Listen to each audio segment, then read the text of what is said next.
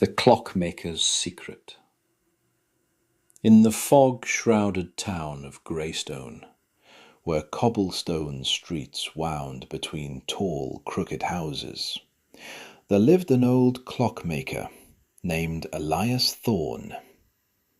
His shop, tucked between a bakery and a bookstore, was a place of wonder.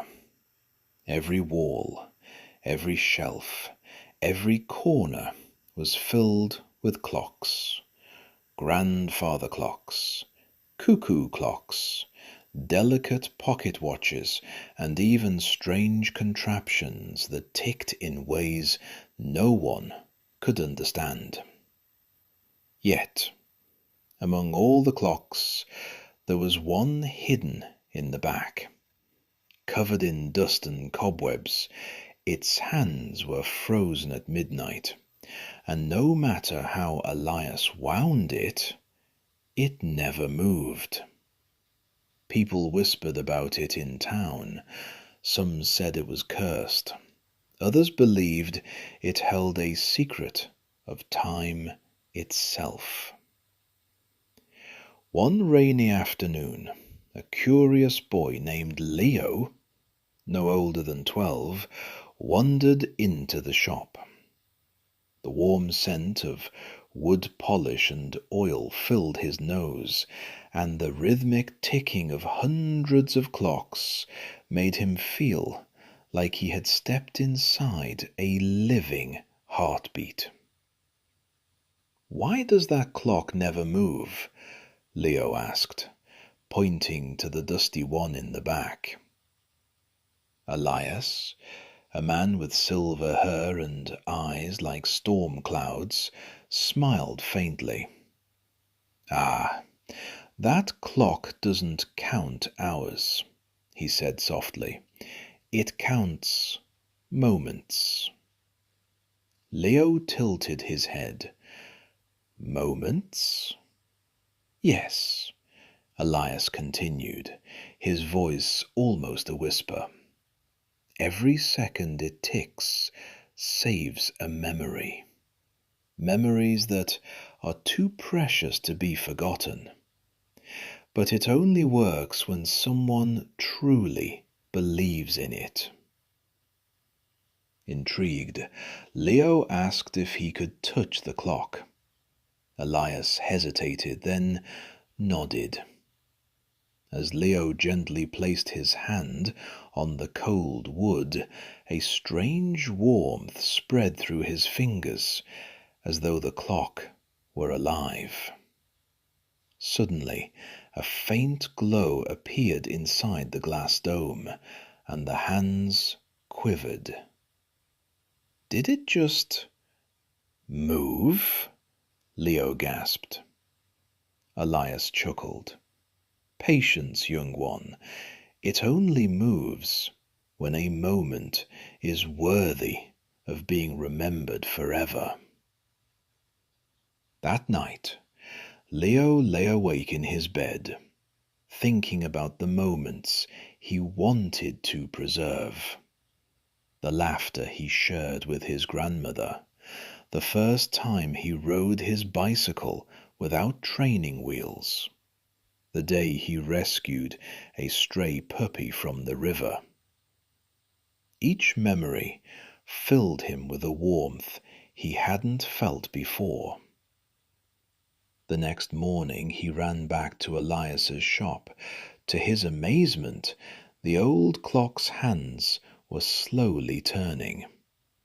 A soft, golden light spilled across the floor. "It works," Leo whispered, eyes wide with wonder. Elias nodded. "Some memories are too precious to fade. Now, yours will last."